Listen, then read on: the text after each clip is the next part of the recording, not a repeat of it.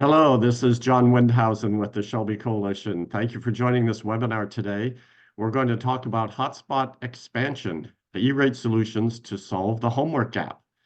And as you can tell by my voice, I'm a little under the weather today, so I'm happy to be joined to co-moderate this webinar today by Kristen Cora, our policy counsel.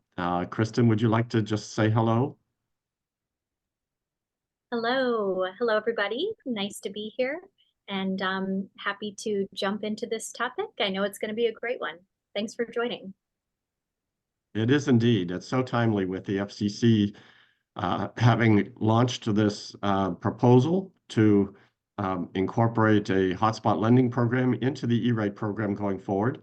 The FCC's notice of proposed rulemaking was just published in the Federal Register, so comments will be due in January. We'll talk about that timing a little bit in this webinar, as well as a substantive examination of the benefits of this proposal and how it could actually work. So a few administrative notes as usual. That today's webinar is made possible by the financial support of our corporate sponsors, ENA by Zayo and Ready.net. So we thank them both for their support. All audience members are muted, but if you would like to launch a question, please do so in the chat feature. And then Kristen and I will be monitoring the chat and we'll be using that to ask questions of our two key speakers when we get to that point in the webinar. The webinar is being recorded and will be available on the Shelby website tomorrow. So if you miss this one, you'll have a chance to watch the recording. We also encourage you to follow along with online by tweeting at Shelby Coalition and using the hashtag at Shelby Webinars to continue to support this conversation.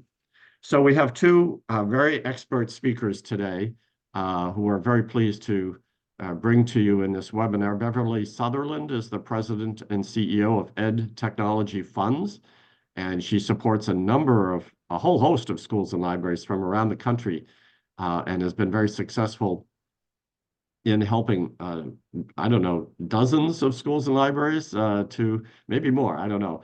Beverly can tell us, but she's really, her firm is an expert in facilitating these E-rate applications, and she's very excited to do so with this hotspot lending program, but she also has some lessons learned from having participated in the ECF program, which we're going to hear about.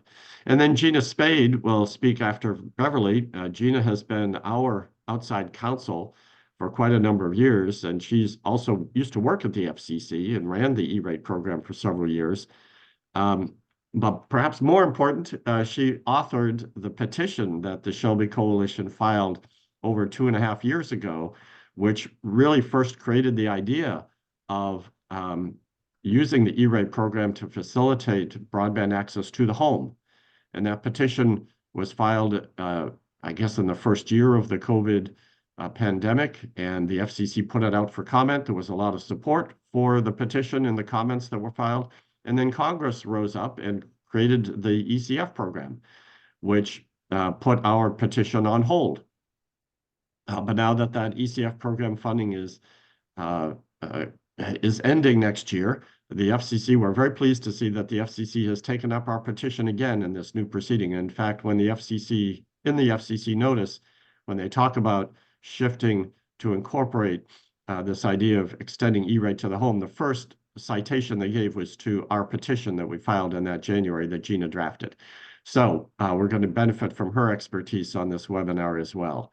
So with that, I think we're ready to go. Thank you for all of you who are commenting and posting your whereabouts in the chat already. That's wonderful to see. So keep that going, and we look forward to hearing from Beverly first, and then we'll hear from Gina, and then we'll turn to a moderated Q&A session after that.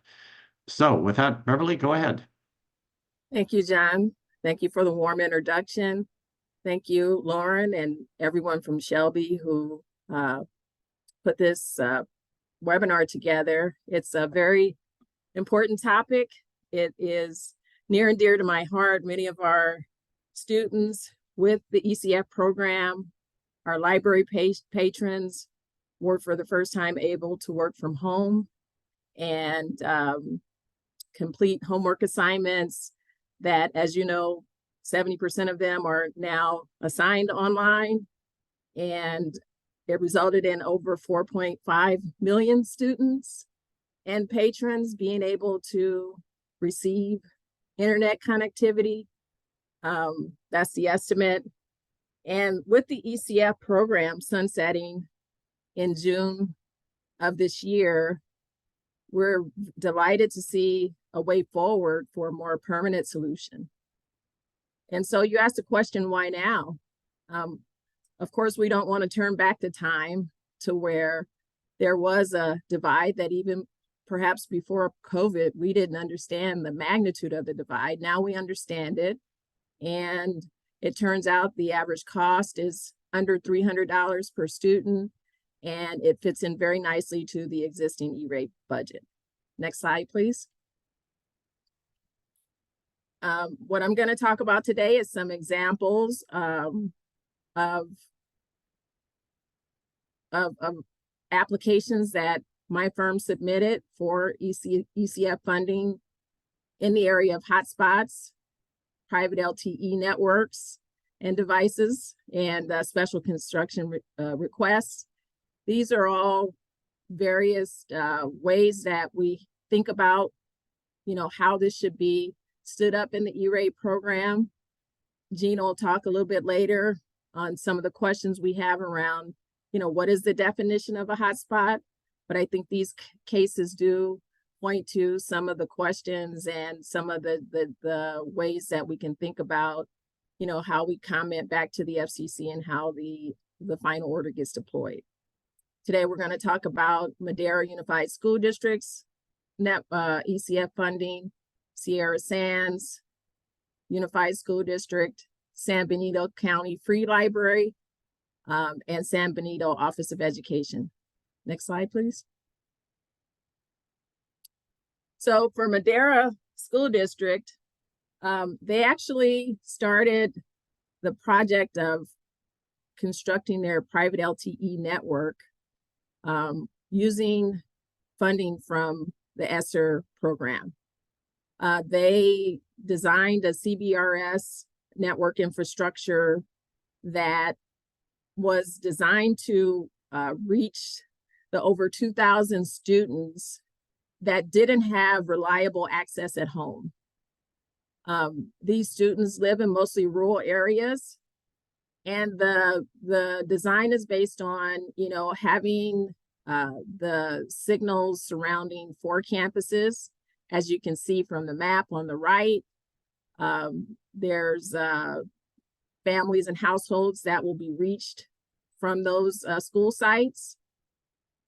The challenges we had with getting approval, even though the infrastructure was funded by a different program, we weren't requesting funding for the private LTE switches and infrastructure, which is very expensive. We were simply requesting funding for the Wi-Fi routers, and those routers are basically hotspots. They were just basically a way for the students, once they got the devices at home, to connect to a cellular network, the same function as a hotspot you would get from any other provider. We were denied funding after many exchanges, let me tell you, with the ECF reviewers. And, the bottom line, we were not able to prove the lack of commercially available options in spite of sending coverage maps and, going to individual houses. There was a lot of work that went into trying to make that case. On top of the challenge with getting the routers approved through ECF, Madera's experienced a challenge with getting permitting from the city for the poles for the antennas throughout the community. And so they're having to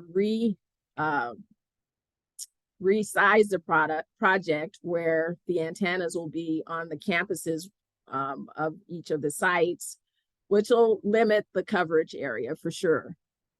The other part, when you talk about E-rate and you talk about off-campus support, you have to think about, how does the private LTE network get back to the internet?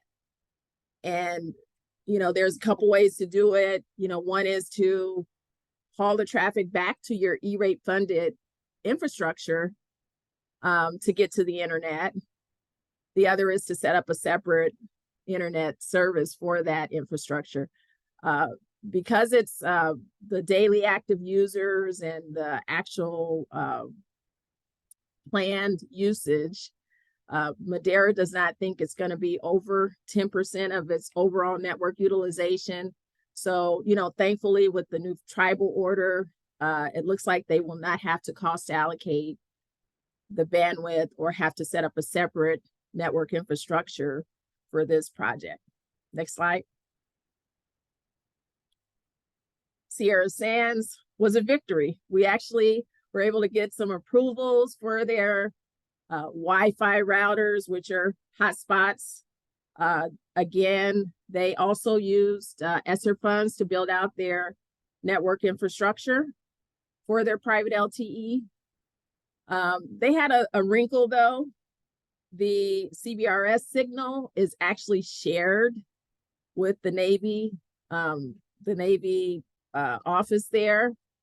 The Navy Air Station actually is a tier 1 user, so they have priority over the signal. So there's been a couple of times where they've shut the signal off or access to that signal to the families in Sierra Sands. The good news is that the implementation of their private LTE, they're not saying it was all smooth. There was a lot of lessons learned, but using the technology that they have, there's a beacon that was very easy for families to just turn on and access the network with.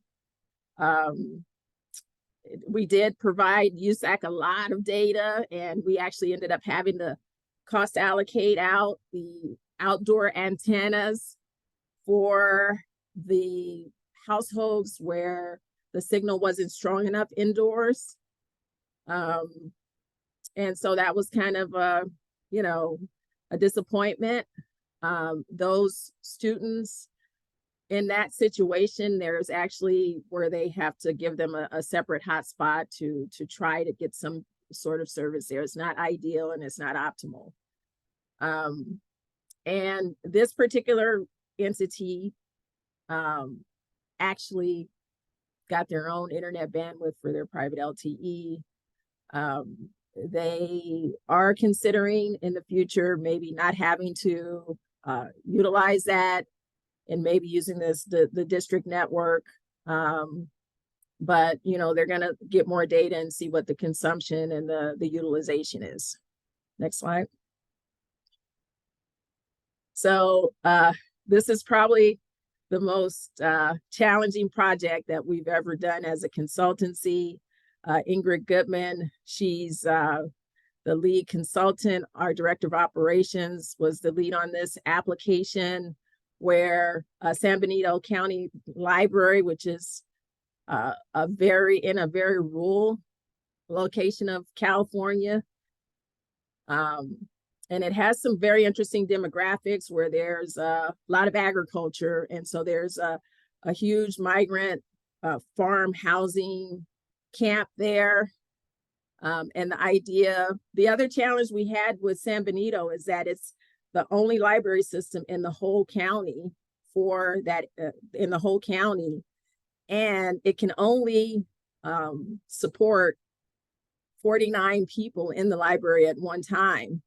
So prior to the pandemic, even they would have a line of people waiting to get in to be able to use the computers. So with ECF, they were able to get funding for 10,000 hotspots and Chromebooks. With libraries, as you know, it's a very sensitive issue with, privacy and sharing data, but they were able to get those patrons to provide a written document on their need for those services. they had some amazing partners in helping them get these devices out to the community. Partners like the Health and Human Services and the Rotary Club, the Friends of the Library. It was a really a whole community effort, and they were able to get 10,000 devices out. They're 100% in utilization. Right now, there's actually a wait list for people to get the access to these devices because there's no other space in the community to get access for free and have access to a computer as well. So the other part that we were working on was like, how can we get coverage? How can we get support to those families in the migrant housing area?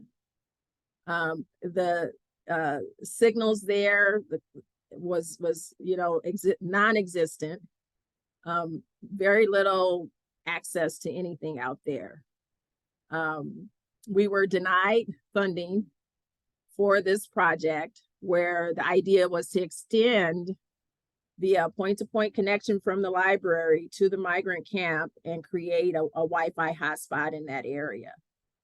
And the reason for the denial I think we went back and forth over a year with this application, and we actually moved it to another application just to unclog the 10,000 Chromebooks and hotspots that were desperately needed. And it was just really, we were not able to satisfy that question on lack of commercially available services. Next slide, please. Just wanted to give a little bit of a picture of, what San Benito's challenge it was. The point on the left-hand side image, there's a point-to-point connection. At the top is the library, and then the bottom dot is with the blue coverage is the migrant camp. That's where we were, trying to go. And then if you look at the image on the right, it's a coverage map, and the white areas indicate lack of signal. And as you can see or extrapolate is the migrant camp area, it has a lot of white spaces, and it has very little coverage, if any. And again, the reason for the denial was that we were not able to satisfy questions on lack of commercially available services. Next slide, please. Lastly, San Benito is a mostly rural area, as we discussed. Their Office of Education wanted to leverage ECF funding to provide to build a private LTE infrastructure around the schools in their district. The funding request was for access equipment and antennas to go on each of the schools. And I tell you, we have a lot of data on the lack of coverage. And what you see on the right is, the data from T-Mobile and Verizon.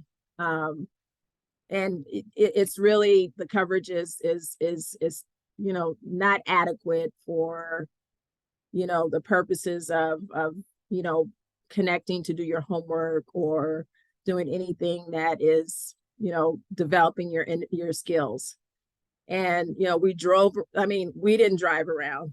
Just let's make sure Roy was amazing. He and his team drove from household to household, from section to section, all over the county to collect this data. And we could not overcome the hurdle of, the maps were from the providers overruled all the information that we provided. And so, there is lots of need out there. You can talk about social economic, you can talk about geographic, and I'm really excited that E-Rate is finally, after all these years, considering and is planning to add this as an eligible service, because I still believe that schools and libraries are the caregivers of making sure that when they give out service and when they do something, it's done equitably, it's done fairly, and there's lots of protection around it. So thank you. I will turn it over to John. Oh, very good, Beverly. Thank you for that. Let me ask you one quick question first. So your last point suggested that the traditional companies' maps were being used to identify, and that they were saying they did have commercial service available, but you're saying that when you actually deploy these Wi-Fi hotspots in the field, you're finding that they did not provide adequate service, and that's why these applicants wanted to create their own private LTE networks, right? So is that a recommendation that you would make to the FCC as it moves forward to loosen up that standard, or not just rely upon the FCC, I'm sorry, on the mobile carriers maps as the final decision on who should get this funding? Yeah, absolutely. I think the rules should be flexible enough to where entities can decide how to reach their community and their student families, whether it's PLTE or providing support for existing PLT infrastructures. The information from the wireless companies, I won't say that it's, misleading or anything like that, but what happens in a household and the connectivity is hard to measure on a global basis. Schools and libraries are there, feet on the ground. They know exactly what's happening in those households. They know what's happening in those communities. And I think they should be the ones to determine the best way to reach those organizations with the right rules around that. Well, that's very well put. I want to come back to that later on in the Q&A. Thank you for that. So now let's turn to Gina Spade. I said some nice things about Gina's work in the past, but I forgot to mention her actual current role. So Gina is the principal at Broadband Legal Strategies, LLC, a law firm, and she's continued to do great work. So Gina, I'll turn things over to you. All right. Thank you, John. And thanks for inviting me to be here. Thanks to everyone at Shelby for setting up this webinar. I was watching the chat and seeing we have folks from all over the country. I want to give a special shout out to the Kansans watching today, because I'm coming to you from Lawrence, Kansas. But I do think it's really important for all the program participants to learn about the notice of proposed rulemaking and provide your input and share your personal experience with the commission. They really do want to hear what you're experiencing, what you're seeing with your schools and libraries. You are the experts on that, and it's really helpful when you can share that with them. I wanted to also say the opinions I express here today are my own, not those of my clients, or maybe even of Shelby, although I'm sure we're pretty much on the same page. And so I'm going to walk through some of the background of off-campus use for the E-rate program, and then mostly talk about the notice of proposed rulemaking and what the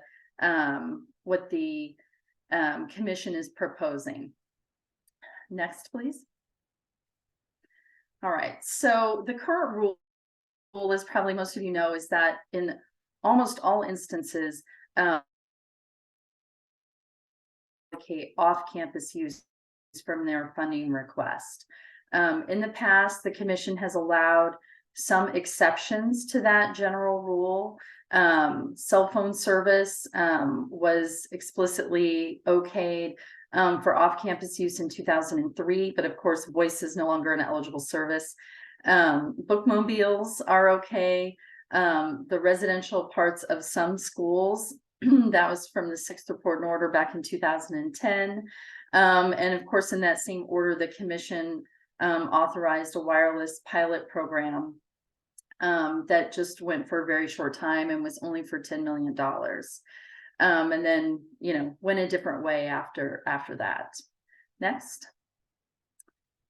So about 10 years ago, various applicants and service providers started petitioning the commission to take a look at this.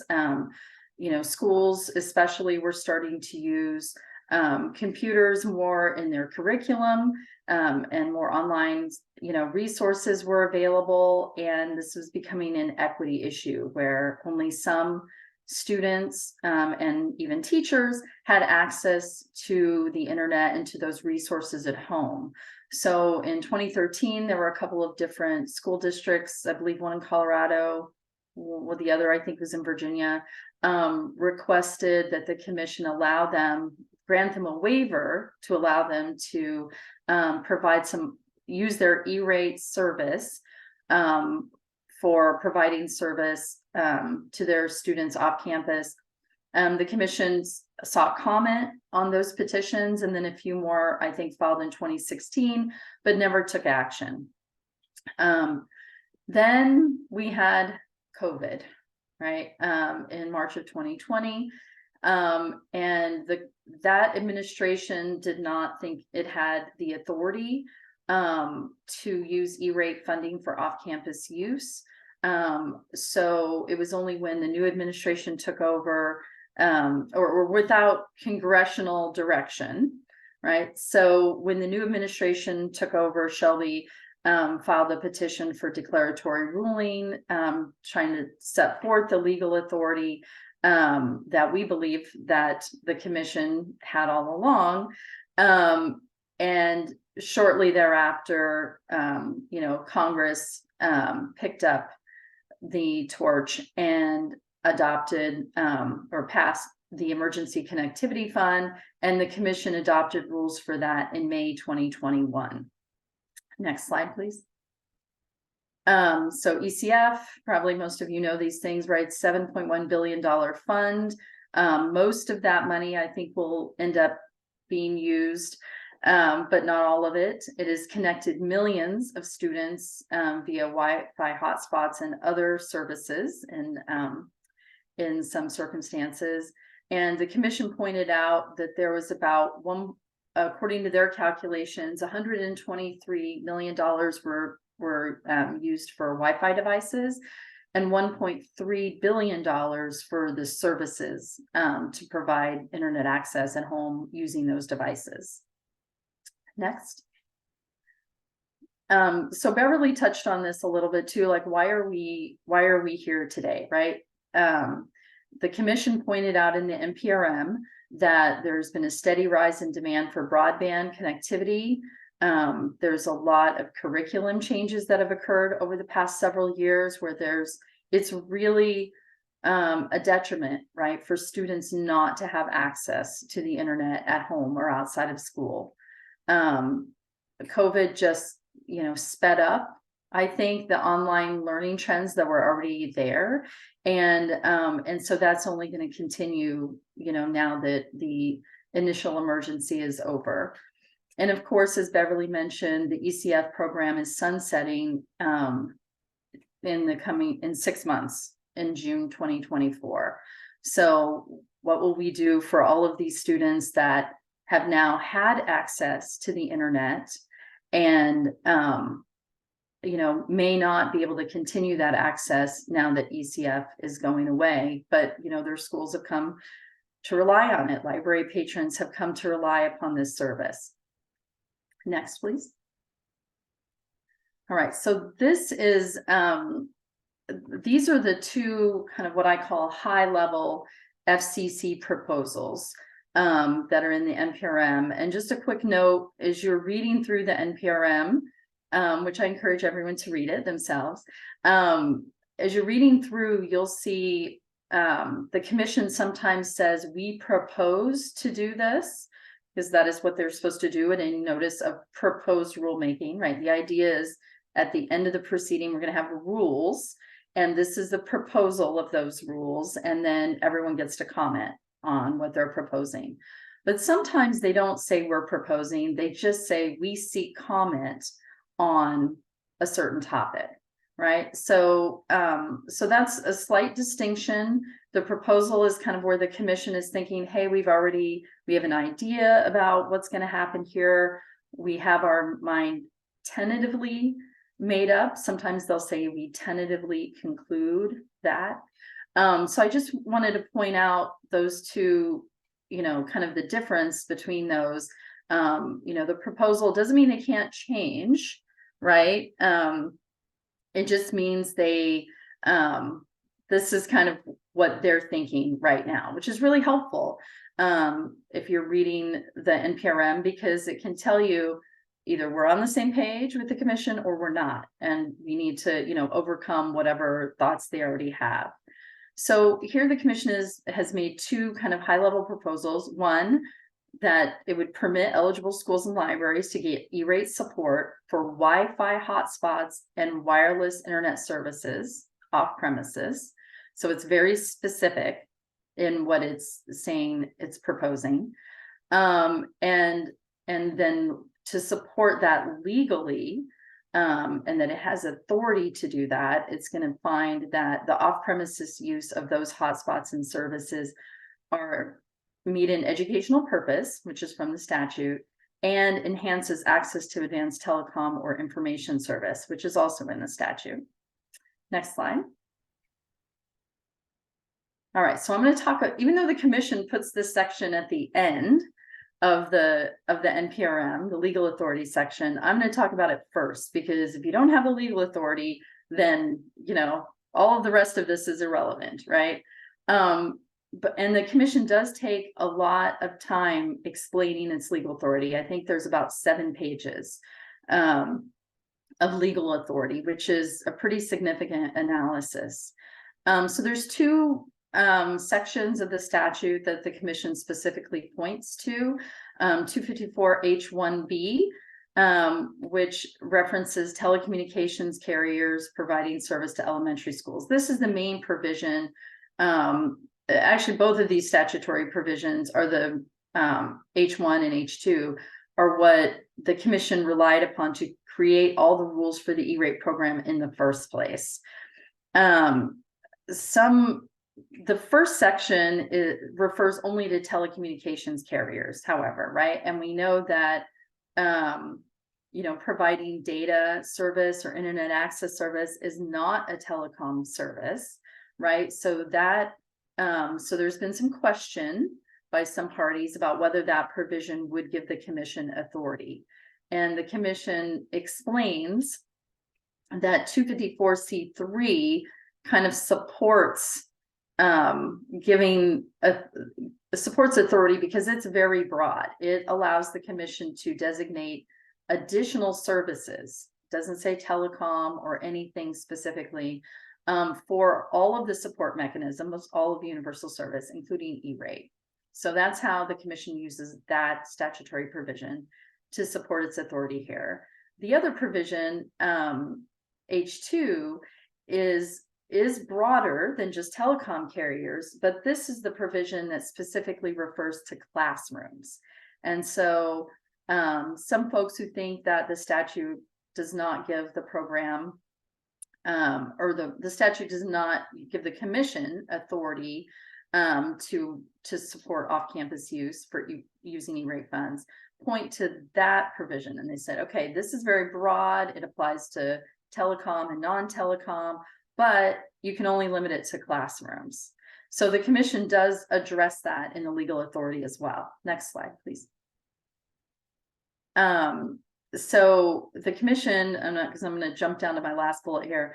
The commission talks about classrooms and finds that classroom now, because of the way education is provided and how students work online so much, extends to student and staff homes. And the same thing is true in the statute provision, which we've jumped away from. It just talks about libraries generally, so we don't have to worry about libraries there. So the commission specifically talks about classrooms, and they ask, though, should the commission define classrooms? What does that mean? So that's one of the questions they're asking, even though they're, tentatively concluding that classrooms extends to homes.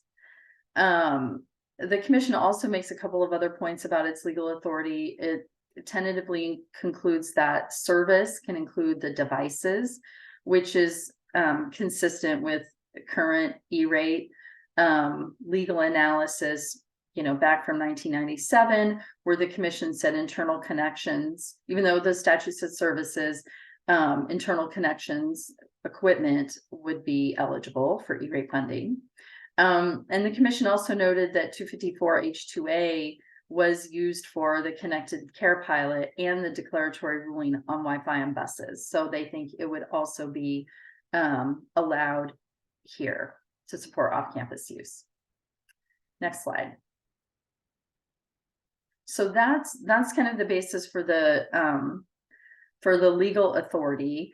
And the one thing the commission also addresses in this section is SIPA and how SIPA would apply, whether it would apply. And the commission tentatively concludes that student or library patrons or school staff must be using a school or library issued computer for SIPA to apply if the school is receiving internet service or access to network connections, which they would be if they use the service for the hotspots. So this is the same as ECF. And honestly, I was a little surprised by this conclusion. I can understand kind of why they went that way in ECF. It was an emergency provision. It would be hard to maybe get rules in place or get, to make sure the networks could be filtered properly to comply with SIPA. So I thought the commission might be a little bit more strict here, where they would say, because the program is providing the internet access, the network, that service should be filtered, not just a requirement that would only happen if the computer is also issued by the school or library. So it'll be interesting, I think, to see the comments on that, if folks agree, or if they think that the network that's going out to the students should be filtered, or if that traffic should in some way be brought back to the school network so it can be filtered there. All right, next slide, please. All right, there's some specific proposals and questions, and I'm kind of going to go through these pretty quickly so we can have time for questions.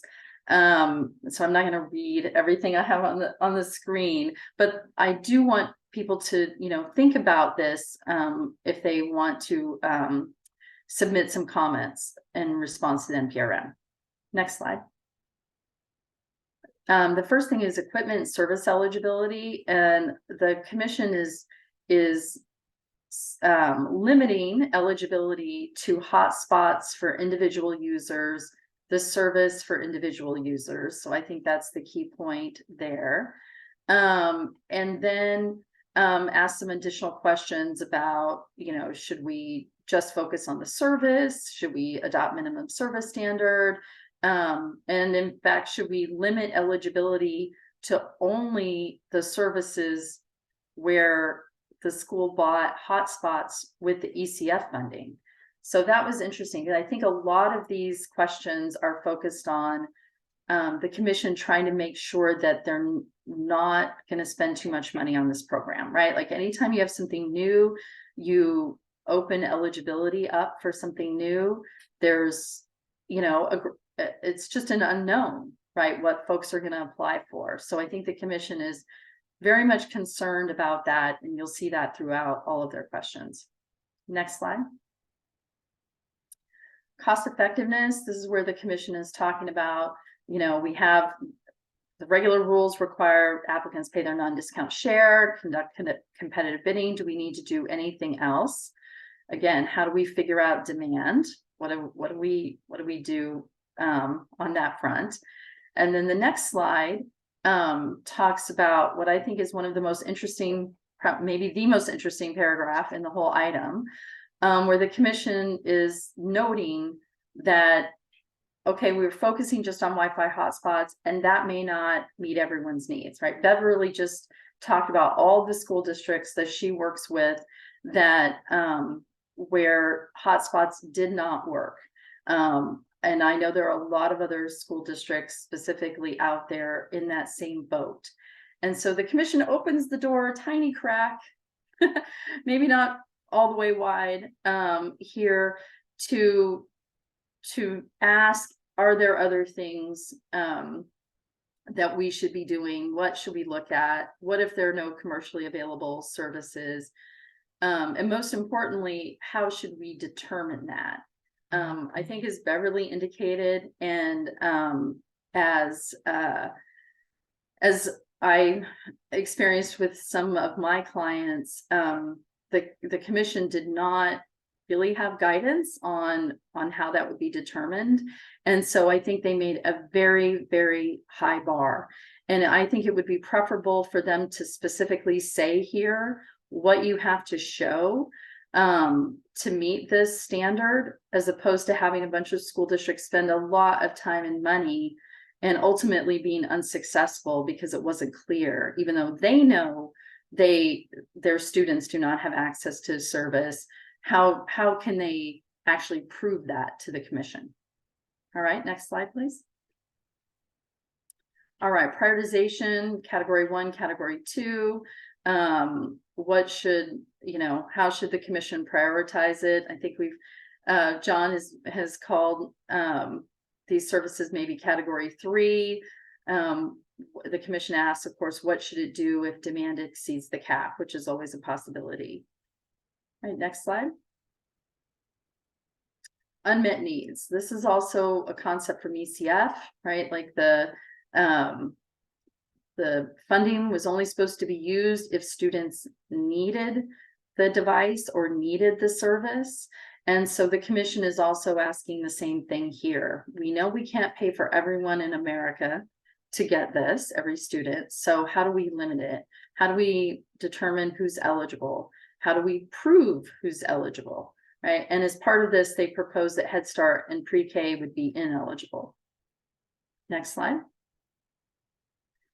Okay, then they propose some safeguards. And all of these safeguards, while the commission is, it's always a balance, right? Between what is, we want to make sure that the funding is being used appropriately, properly, is actually being used, and how much burden are we placing on applicants and service providers.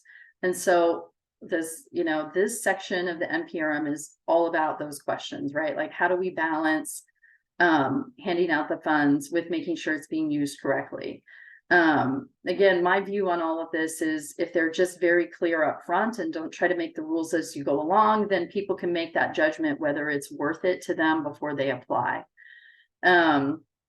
So this is specifically asking about how do we make sure it's primarily for educational purpose? Should access be restricted? How do we make sure kids aren't using it to play video games? Again, I think this is very hard to manage and monitor. Next slide. Usage, again, this was a big issue in the Lifeline program. Is somebody getting the phone, putting it in a desk drawer, never using it, but the service provider was getting paid. So there are a lot of questions about that. I think the most interesting thing here is that one of the questions the commission asks is, if a school misuses the funds, i.e. does not use the devices, that they would be potentially banned from applying for the money in the future. So I think that was very interesting. Next slide. Duplicative services and record keeping. So there's, the commission asks some general questions. What rules should we have around making sure that other program funding isn't paying for the same thing, we're not paying for twice, and proposes to use the existing 10-year record keeping requirements. Next slide. And that is it. The comment cycle is in January. And now that I'm seeing John's face on the screen, I realized I was supposed to kick it over to him when I was talking about cost effectiveness, and I didn't. So I'm going to do that now, because I do think there's some presumption built into the commission's statement about whether other types of solutions would be really expensive. And John has some information that Shelby commission to report on that would show that's not the case. Well, that's right, Gina. Thank you. So Shelby commissioned the study by just a little over a year ago that compared the costs of deploying your own private LTE network with the cost of purchasing traditional hotspot service and paying a monthly bill. And Dr. Raoul Katz authored the study, found that it could be much, much cheaper for a school or library to purchase their own equipment and put up their own networks, private LTE networks, than paying a traditional mobile provider. So, you know, and Kristen put that link into the chat of that study, so you can all refer to that. But this was, I think, brought up in the chat as well by Bob Richter, who suggests that maybe the not commercially available standard is not the right standard we should use. The key standard should be cost effectiveness, and that is, you know, the traditional meme by which not meme, that's not the right word, but standard that the FCC evaluates E-rate applications is, are they the most cost-effective alternative? And in some cases, the most cost-effective alternative might be to put up your own network, even if a commercially available provider is already there, because it could be 1/5 to 1/10 cheaper. And so that's, I think, an opening for us to submit Dr. Raoul Katz's study back into the record of this proceeding and hopefully convince the FCC to broaden that standard a little bit. And that would be a huge cost savings to schools and libraries, and it would be cost savings for the program as a whole. So I think there are a lot of benefits to that approach. John, that's a really great point, because I mean, that is essentially what the commission did with self-construction for the regular E-rate program, right? Is they said, that's fine, we don't want a lot of overbuilding. We, you know, if the services and facilities already exist, we want to make sure that that's not going to be a better approach than you building your own network, but you can do it if you can show it's the most cost-effective way to do it. That's right. And so I'm going to pause my voice, give my voice a break, and turn things over to Kristen to ask the next question. Thanks, John, and thanks, Gina and Beverly, so much. I appreciate this in-depth analysis and walking us through the NPRM. And I believe somebody asked a question in the chat about the docket number. Let me see if I can pull that for you. I did put a link into the chat to the Federal Register with some information about the NPRM and the filing dates and whatnot. So if that information is not on there, let me see if I can pull that here in just a second for you. But I do want to ask a question. I know in talking to some of the Shelby members about this NPRM, we talked about whether or not the FCC is going to use the current E-rate discount matrix when it goes to implement, if they do decide to go forward with this hotspot lending program. But we know that ECF was funded through emergency appropriations. And so ECF funded 100% of the cost of the equipment and the services. But if this new hotspot lending program does go forward, there's potentially an assumption that the school or library would have to make up some of the cost. So according to maybe the current E-rate discount matrix. So do you think this particular change would be an impediment to schools and libraries participating in this new program?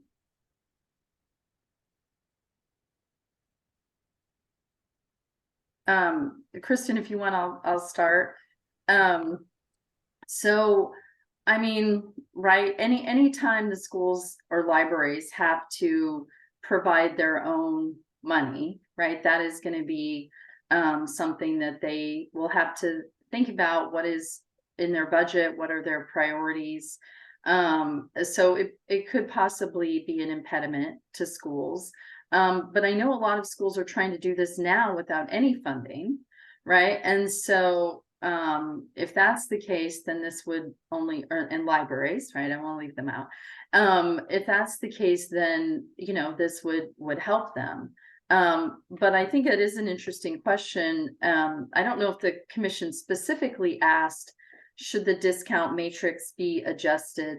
But, you know, we do have different matrices for C1 and C2, and there could be different discount rates for these services as well. And that could potentially, I mean, it could go either way. It could help the commission feel better about the, you know, making sure it wasn't spending too much money on these services, and if it's worried about the cap. But it could also then, if the copay, you know, from the program is lower than for the regular program, it could make it harder for schools and libraries to participate.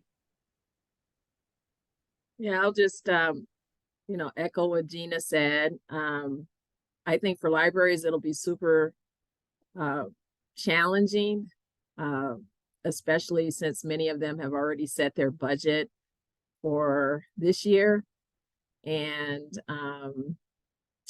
even for next year. So that percentage may not be so easy for them to find in their general budget. However, there are some organizations, like many districts and many schools and many libraries, where they're trying to find the funding to keep some of these services going.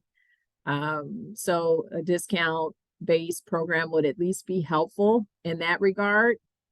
But I think especially for libraries, it's going to be very challenging for many of them to keep the services on these hotspots going without, you know, 100% coverage or very close to it for the recurring part of the service. That's interesting, Beverly. Let me stay with you and ask the next question about timing. Gina put a slide on saying that the comment dates are January 8th and 22nd. Shelby is planning to join onto a request to extend the comment deadline for a couple of weeks or so. But still, the FCC, we'd like the FCC to finish this proceeding by April. What do you think how will that play out? When do you think schools and libraries will actually be able to receive money for this hotspot lending program? Well, that's a great question. I don't think it'll make the funding year 2024 window, which gives me concern that, you know, being able to have service continuity from the end of ECF to this new funding source is not likely. And the impact could be that some organizations are not able to continue with their hotspot lending programs, and will have to, you know, make provisions to take back in those hotspots. And, you know, the impact could also mean that those programs never come back. You know, just the resources and the staff time, the coordination with vendors and the filtering and all of that. It was an extraordinary effort, and for them to have to restart after a certain time could mean that some of these organizations are unable to restart the program.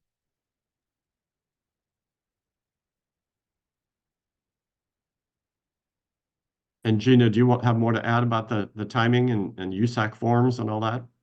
Yeah, I mean, just to kind of walk through it in my head, even if comments are filed in January, you know, I think the earliest the commission could get it on its agenda would be March.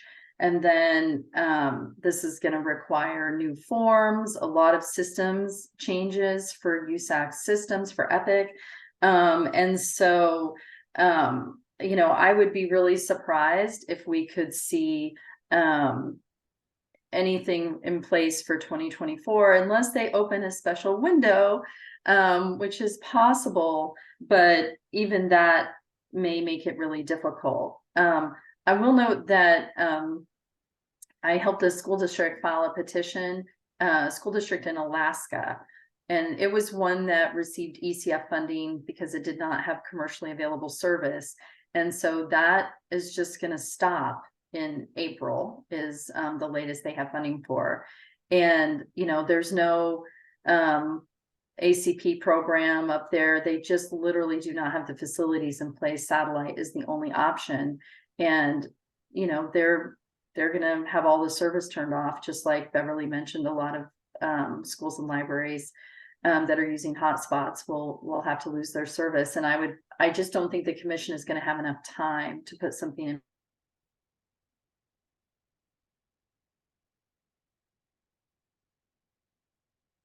Gotcha. Well, we lost Gina for a second, but Kristen, do you want to go forward with the next question? Sure. And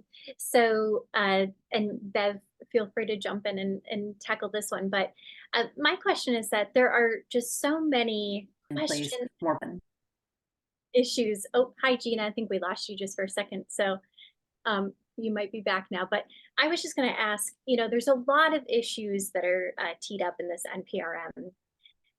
So if you could identify, you know, what are some of the most difficult maybe questions or issues that the FCC really needs to tackle?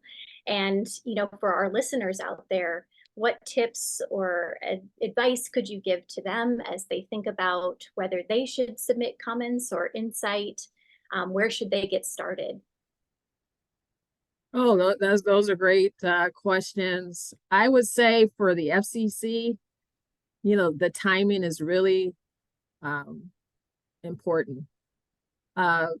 Really trying to achieve the goal of not rolling back the advances that were made through the ECF and achieving more equitable access to the internet.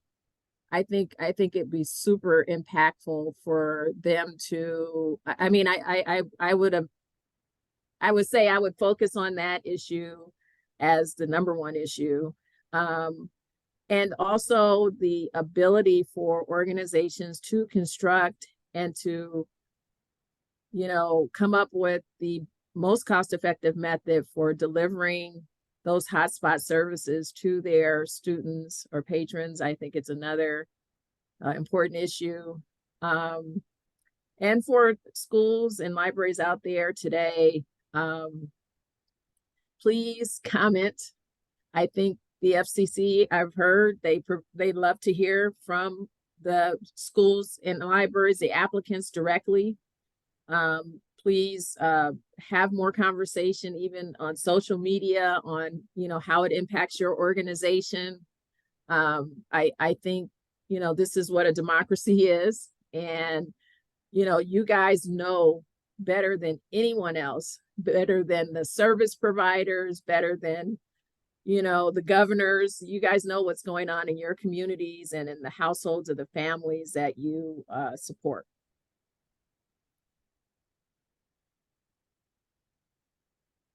Well, good deal. One last question for both Gina and for Beverly would be the total cost.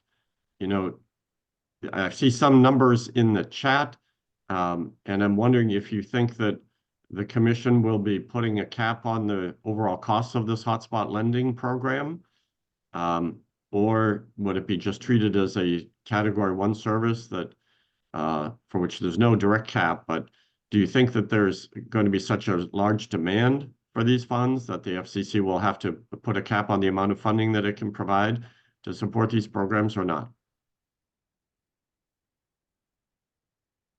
Well, I'll start. I think it's going to be demand. I think there was a lot of successful implementations of hotspot lending programs. From all that I see with our clients and conversations I've had with other organizations, it's really gone a long way to support families and communities. And I do see also that schools and libraries are very responsible. Like they have, they have turned down services where there wasn't enough utilization. So, you know, maybe another way to think about it is, you know, there could be some guidelines on, you know, when to not, you know, apply for hotspots for, you know, based on utilization or, you know, how you define need, just to give everyone an opportunity to, get their needs addressed. I'm not a big fan of caps, just because I think the organizations that, that and even Shelby members have been amazing with turning off and being super careful about how they use these programs and funding in general. Yeah, John, I would say that the commission, I believe, feels like the category 2 budgets have been very successful. And so that might be something they turn to kind of make sure they know what, kind of that they have a limit on funds that go out.